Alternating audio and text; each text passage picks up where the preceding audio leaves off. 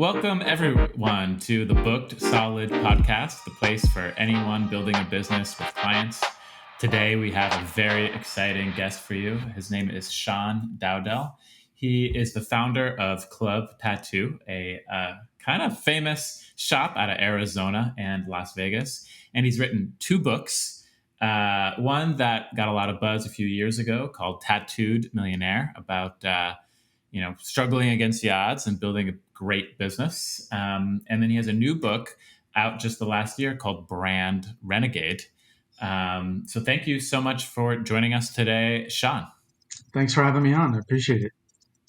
So for those of our audience who don't know you or the world of tattoo, can you start with a little bit about your background, where you came from, and how you found tattooing? So I was born and raised in Phoenix, Arizona. Kind of a product of the early, late '70s, early '80s, and I got into music when I was about 12, 13 years old. Started playing drums when I was around 18. Started my first band and leveraged into our second band, which became a band called Gray Days. And had some regional success with that. I had a couple of record deals and a couple songs on the radio, and we're doing quite well. And we ended up touring these little 3 to 5 date tours, like we call them satellite tours, back in the early '90s. And while the band was having success, we would come home to basically no money and have our bills to pay. So the bass player Mace and I came up with an idea to start our own business, so that we could operate it and make money while we were out on the road with the band. That was the original intention of my first brick and mortar business, Club Tattoo. And we had, leveraged relationships that we had with some tattoo artists that we knew back in the '90s. And we had been promoting this tattoo night at a nightclub called the Electric Ballroom. And when we opened it up, we leveraged our band success to drive traffic to Club Tattoo, and it worked out really well early on. And from I guess our local notoriety, people came in and started recognizing Club Tattoo as a solid tattoo and piercing studio. And then from there, the band ended up breaking up in 1998, and then I'll give you the Cliff Notes version of this. Over the next period, the next year or two, I really started to pour my entirety into Club Tattoo and became, I guess, at that point, a true entrepreneur, where I started looking at the actual business metrics and understanding how the business worked, what drove the traffic, what our clients wanted, what our employees wanted, what our staff needed, and really started to understand the business in a macro view, and then really started to drive the success of the company from that point. That's really cool. So the journey for you, it sounds like, really started in that you had built up what they would call today a platform first, where you had a following of people from the band. And then that helped you start your business. What do you have any advice for people who are trying to build up their platform for the first time? Maybe they've got like a TikTok account, or they've got their first 10,000 followers on Instagram because they're making amazing tattoo art, of how you kind of thread that needle of turning a following into a business. Well, I think there's several different ways to approach it. If you're a tattoo artist, those platforms mean a lot to you because they get you noticed and give you exposure to maybe people who wouldn't normally be looking for you, but they have similar interest in what it is you do. So you get an introduction to those people through those platforms. There's some great tattooers out there that have just done a phenomenal job at building their own personal brand through the use of those social platforms like Facebook and mostly Instagram and TikTok, especially the last 2 years. Our brands are strong on TikTok and Instagram and Facebook, but it's not one of our primary traffic drivers. We use it more of a branding exposure opportunity for us rather than a specific traffic driver, where we use things like radius and proximity advertising to drive traffic for that stuff. But those platforms give us exposure in a general sense to our brand and what it is we do. And then if people want to dive further, they can come in and do that. So the advice I would give,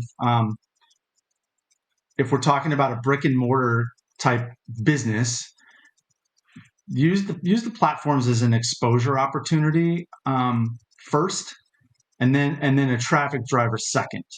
If you're an individual creator, I think the exposure component of that is equally as important, but it really is your traffic driver and word of mouth at that point too. So, two different ways to look at it, as an individual or as a company or a brick and mortar. That's the way I approach it. At least that's the way I look at it. Okay, that's really interesting.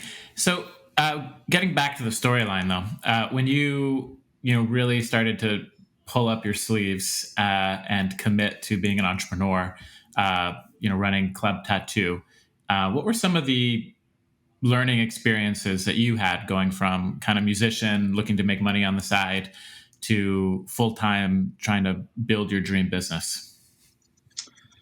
Oh man, I could answer this 50 different ways.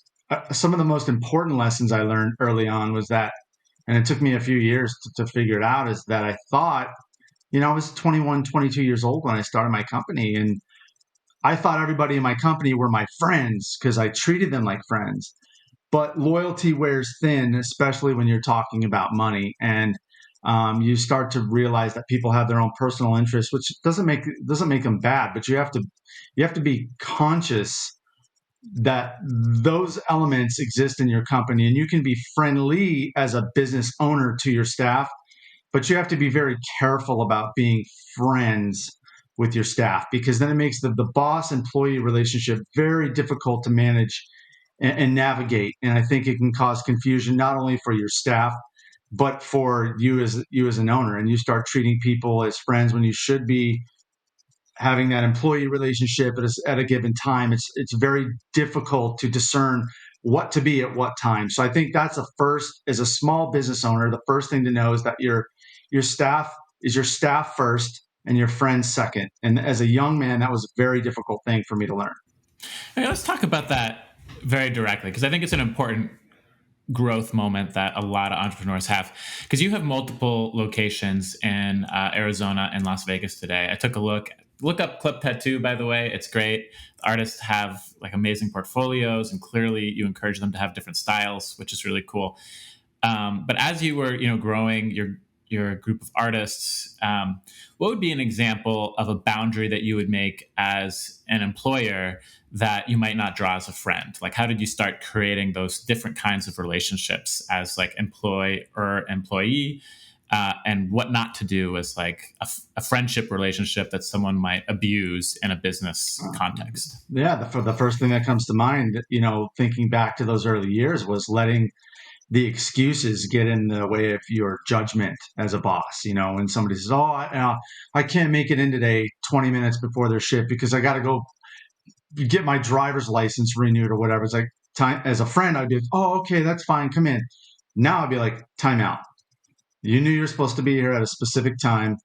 You can do those things on your day off, before or after your shift, or you can ask for a day off and get your shift covered."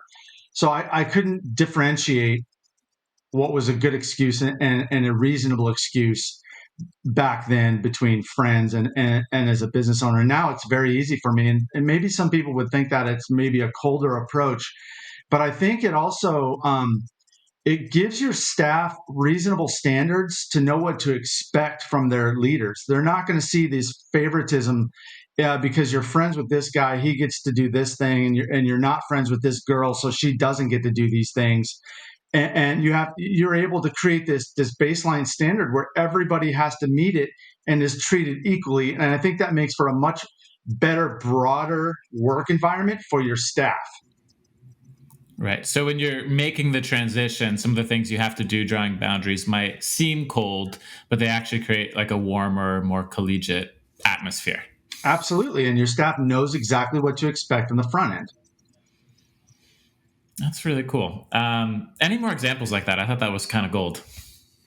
Ooh,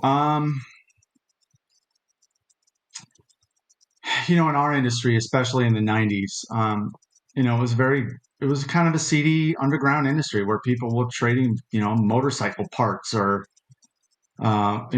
free rent in their apartment, and then they would be trading the service that I, as a business owner, would be giving my portion of that business to these um, employees' personal wants and needs, and it had nothing to do with our business, and it had to do with their either selfish outlook or inability to create business for themselves in the first place. So for me, I had to draw a line, and this happened pretty quickly within the first year or two, where I realized, wait a minute, as a business owner, I'm getting taken advantage here. This guy's trying to get his rent paid by tattooing his landlord for free, yet I, as a business owner, I'm losing that artist's time on the floor. I'm losing the opportunity to sell this person a tattoo. I'm losing our 50% commission or whatever the commission base was off of that. So those were standards as well that we had to put in, and draw really hard lines and say, no, we are not going to trade motorcycle parts for tattoos. We're a real business. This is a real company doing real things, and you can't go into Louis Vuitton and trade motorcycle parts or free rent for a purse or Cartier for a bracelet, because they just don't operate like that. So I had to start treating our business like a real business and get away from those, in my opinion, those underground business practices. Right, right. Having things above board, having your policies set, and making sure it makes sense for the overall business. Yeah. Uh, so making that lifestyle transition from rock star to tattoo club business owner, what were some of the the trade offs? Like, what did you enjoy more about your new life? What did you give up?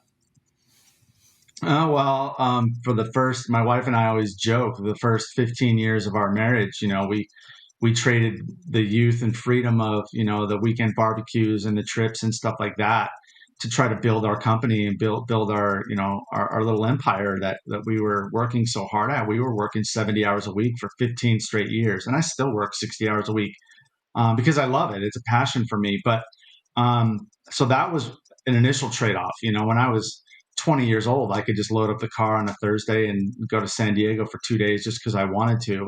At age 25, 30, I couldn't do that. I had this, right or wrong, I put this massive amount of responsibility on my shoulders that I felt like my employees and my staff and my team were always relying on me. And I had to lead by example as far as how hard I was willing to work.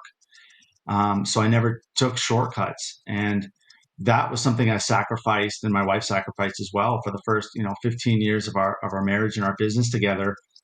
As I get a little bit older, I'm 49 now.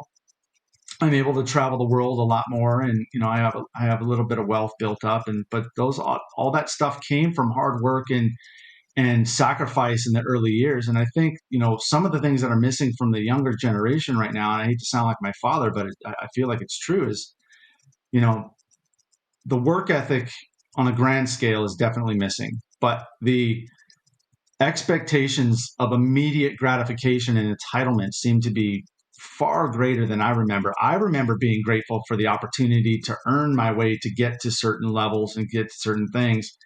And I understood that there was a process I had to do, and sometimes it was tedious and took a long time. And I had to look at, okay, I want to buy my first house, and my wife and I were saving, money in our sock drawer literally for 2 years until we had enough to put a down payment on our house. And it seems like nowadays these expectations of, well, I want this, so I deserve it, I should be able to have it right now. And I never managed my life that way or my business that way. I also think it's one of the reasons why you see such young people getting into such massive amounts of debt, and I never did that. I was always scared to death of debt. Product of a young childhood in the Jimmy Carter years of America, where credit and interest rates were through the roof, and you found yourself underwater very quickly if you had large debt service. So I just remember that being scared to death, this depressionist economic mentality I had, especially I still have it actually, and I think it's served us very well. Being frugal when you need to be, spending when you need to be, when it makes sense, and trying to make sure that you're thinking of a long term goal in saving money. I think it's a lost art right now. Now, that's a good question because personal debt obviously can ruin lives, but a lot of people build their businesses by getting out business debt, which is very different. Did you manage to build your business without that, or did No, you use some that? some of our expansion was done through debt. You know, one of the first things I can think of was back in 2004. We opened, or 2003, we opened up our second studio in Tempe, Arizona, and then a year later, we bought the commercial property that it was sitting on. And that was a scary thing because it was $400,000 for us at the time, and it was since it was a commercial loan, I think we had to put down 20 or 25%. So we had to save up not only like the 80 or $85,000 we had to put down against the loan, but we had $100,000 worth of renovations we had to do with it. So we took out $100,000 business credit line to do the renovations, saved up the cash for the down payment. And I was so scared of that. And I remember looking back thinking that like the payment was like $600 a month. And now the building is worth like $6 million. So it was one of the best investments we ever did, and it served our company very well. But at the time, I just remember being scared to death. So, we took on what I would say was a calculated risk, and those were some of the early things. But later on, we took on a lot heavier risks, and sometimes we lost that bet. When we opened our first studio in Las Vegas, Thor and I put up almost $700,000 in cash, and we borrowed $1 million from the bank. And that was scary. And that was right in the middle of 2008 when the world was melting down. But Oh, we had wow. been working on it for 5 years to that point. So Wow. we just saw it through and opened up in the first quarter of 2009. And thank God we hit a home run with that. Was our store at Planet Hollywood Miracle Mile Studio, Miracle Mile Shops, and that store does phenomenal. And we've since paid off that $1 million, and that store does absolutely phenomenal for us. It's our flagship store. But out of that came a little bit of arrogance, and we write about that I write about that in Tattooed Millionaire and Brand Renegades, where we had our blinders on, thinking that we were kind of invincible and we had this unbeatable business model. We'd be successful no matter where we went. So we opened a store in San Francisco at Pier 39 and borrowed another $1 million and ended up having to close it after 3 years, and lost $1 million in debt that I still had to pay, but lost $1 million in cash that Thora and I put up. So that was a gigantic learning curve. But once again, we had taken these risks, but at the same time, I don't know a lot of small business owners like in our case where they could have closed the business, still taken on $1 million worth of debt, and survived to live another day.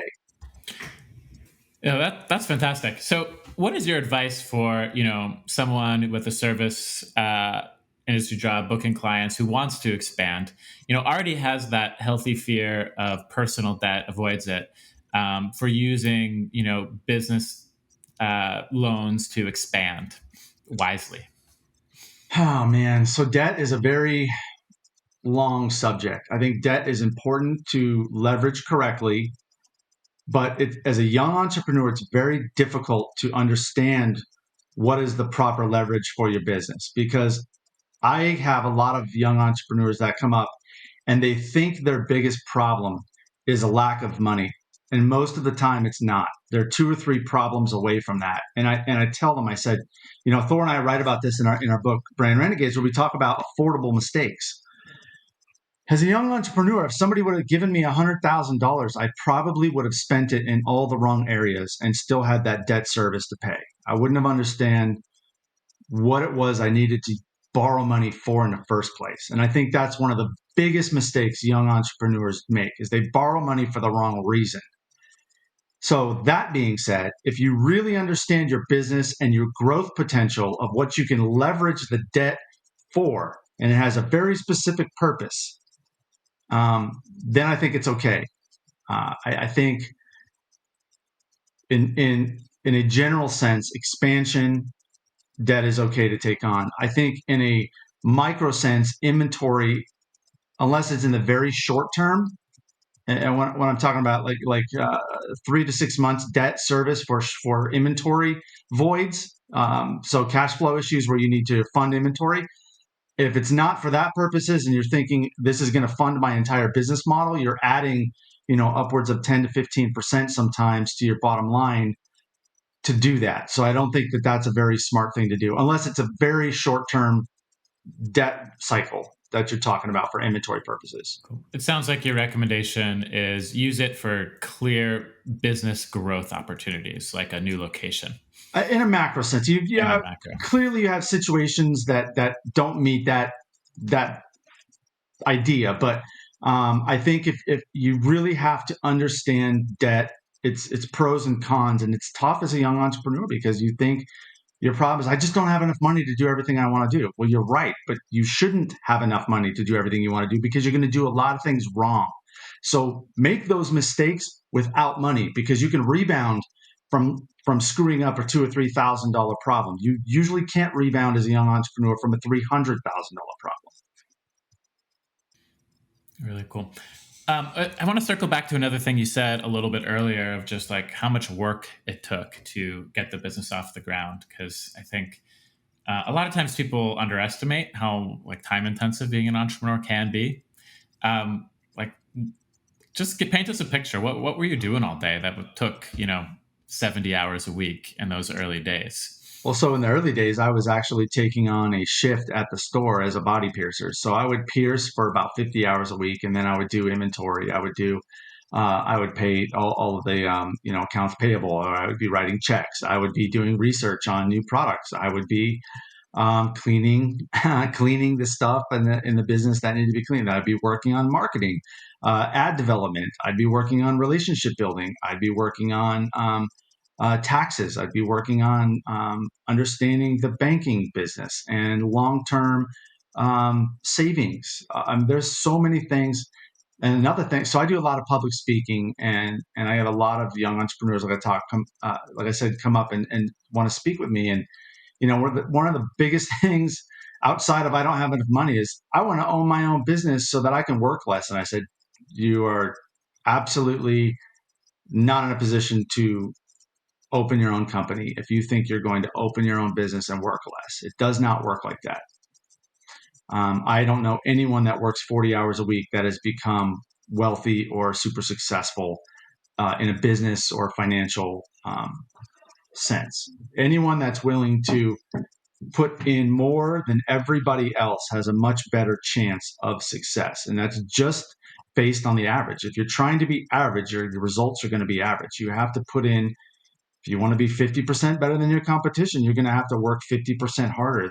It's a really simple math equation that most people get wrong.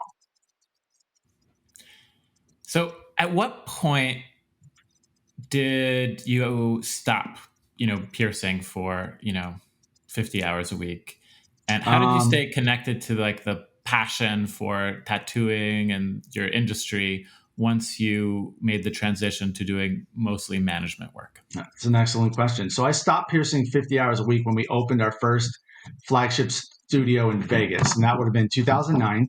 I had to come to terms, and I kept piercing for years after that, but I stopped piercing about 4 or 5 years ago, and my passion didn't lie in piercing anymore. And over the years, I had developed products, and I invented jewelry and tools and chemicals and things that helped our industry, and that's really where I started to turn my passion for our industry was inward on creation, not only in products and product lines or innovative tools, things like that, but um, my wife and I started developing, business standards and processes, and basically trying to make our business better from the inside out. So we stopped working, in our business and started working on our business. So we had to take a step back. And there's that point of inversion, right? Where as a small business owner, it's really difficult to know when to get out of the way of the business growth. And you start realizing the business is moving faster than you are. So start pulling in other people. And it's a very expensive, uncomfortable exercise to do because you don't know if your business can afford to do these things. But without doing those things, your business isn't going to grow to that next level. So sometimes you have to, once again, understand the metrics, but then take the risk and make sure that you're investing those business dollars into the right area so that your company can grow the right way, and that it's not based on just your labor alone for growth. And that's when I think you can really start to compound the business growth, is when the business is growing without your individual hourly work. So, and I know I took a long way around this answer, but 2009, I kind of stopped piercing full time, did it part time after that fact. At that point, I had been teaching seminars all over the world. I put out a couple of DVDs. Like I said, I had a couple patents and did all this other thing. So I just really started to say, well, I clearly still love my industry. How do I make it better? So we invented a computer software program and started making our studios look just level up and level up and level up, and started to take our approach. Okay, well, what is our real business model here? We figured out that we can't be all things to all people. So which part of the niche which niche of the market did we want to exist in? Do we want to be at the lower price niche for our service industry, or we want to be at the upper price because we can't sell these low price items and be this super high quality studio? So we had to make those choices, and it was difficult. I literally took $150,000 worth of body jewelry inventory and threw it away, and Wow. said, we cannot sell this in our store. And my wife was very upset with me at the time. I said, we literally have to rip the Band-Aid off here because we're confusing our client. We're trying to sell them a $10 acrylic piece of jewelry next to a $500 piece of yellow gold. They're confused. You don't go to once again at Louis Vuitton or Cartier or John Barbados and have these gigantic variances in the product offering. Might have some variation in the product offering as far as price point, but it's all going to be relatively within the same model. And when you're trying to be all things to all people, you're just confusing people at both ends. So which segment did you decide to commit to? The luxury end. The We luxury got rid end. of all the cheap stuff in our studios. 100% went about 70% to 80% gold in our studios. We thinned out. We started doing all these custom displays, all this custom millwork. Everything became centralized around our client's experience. And how do we keep making their experience better? Not only through customer service, but the aesthetic of the studio, the layout of the studio, our offerings, our process of ringing the client up, our aftercare offerings, our online experience, our e-commerce experience. All these things work together into help building what our brand model really was. And those things all need constant work. And that's really where our passion lies at this point. Wow. So it sounds like you didn't really step away from your passion and move into management. Your passion evolved into creating a full experience for people. I wonder if you could Yeah. share a few ideas about how you did that for someone who maybe, is going from tattooing into opening a shop, or, is in a different business and is thinking about, going from being a service provider to, providing an experience for their customers. There's a business mantra that, and I forget who said it, but I go back to it often, and something that helped us revisit our business model was, 80% of your revenue is produced by 20% of what you do. So figure out what that 20% is. And we did that exercise, and that's how we came up with this. 80% of this body jewelry revenue was coming from 20% of our offering. What are we doing with this other 80% of our offering? Well, we're not only taking up space, but we're giving our clients the wrong options. So we got rid of it all and focused. We literally poured the same amount of money, actually doubled the amount of money, and put it back into that 20% of what we are doing. And that's our entire body jewelry model now. And our revenue shot through the roof. I think, and don't quote me on this, but I want to say from 2010 to 2016, I think we just about 80% increased our revenue models. And then from 2018 to 2023, we're up about another 60% on our revenue models. So it's just been a refinement along the way and finding out what those things that really made our businesses tick. And it became easier to manage our business because you'd be surprised at what you think is all of this stuff that you're trying to do. If you really reduce it to what your clients are spending their money on and want from you or expecting from you, it's a lot easier to manage this and put all your efforts into that 20% and scale it. So that's what we did. I mean, it really makes sense when you think about your own behavior. Like, if I walk into, a luxury tattoo parlor or whatever it is, some other kind of thing, because I really want to have that experience because someone's put the time and attention to make it, an experience someone wants to have. and then you have like a super cheap offering that isn't really up to par with what that experience is, a lot of people will just choose it because they're there for the experience and they'll just, buy the bottom dollar ticket for that. And then when you buy the bottom dollar ticket, you'll never buy the high dollar ticket because Right. psychologically, if you're at you're at Walmart and you buy a $10 ring. I'm just making stuff up here on the fly. You buy a $10 ring. The chance of you going back and buying a $5,000 ring from Walmart is probably not very high because psychologically you view Walmart as the place you got your $10 ring. So we don't operate like that. It's very rare to go to the same car dealership and buy a $2,000 car and then come back and buy a $100,000 car from the same car dealership. It's very common that we all bought our first car as $2,000 and then bought a $100,000 car down the line. But I'll bet 100 to 1 you didn't buy it from the same car dealership. So you have to go along with that psychology of the buyer and understand what are they expecting from you, and then you need to become that. And you can't give them too many choices because you end up confusing them. Wow. I feel like I could ask you questions for another half hour. You're really good at business. But instead Oh, of thank doing you. that, could you just tell our audience before we go a little bit about what they could learn if they were to pick up a copy of Brand Renegade or Tattooed Millionaire? So, Tattooed Millionaire is more my personal story. I just don't let the title fool you. This isn't about me being awesome and rich and a badass. This is about me getting my ass kicked for 20 years and just getting back up and trying to figure out a way through it and move forward. This has a lot of my music history and stuff in here. So that's something you can learn. You learn a little bit more about me personally in this book. And then my wife and I wrote Brand Renegades together. This just came out through Entrepreneur Press last year, and it's doing quite well. Our fearless path from startup to global brand, and it talks about the business practices and standards that we implemented to create Club Tattoo and what made our company stand out and be differentiated from our competition. And one of the things that I just picked up in the conversation is that you keep using the word tattoo parlor, and I never say that term. We're a tattoo studio, and just that little um, piece of language can psychologically differentiate us from our competition because it automatically elevates the concept in your mind.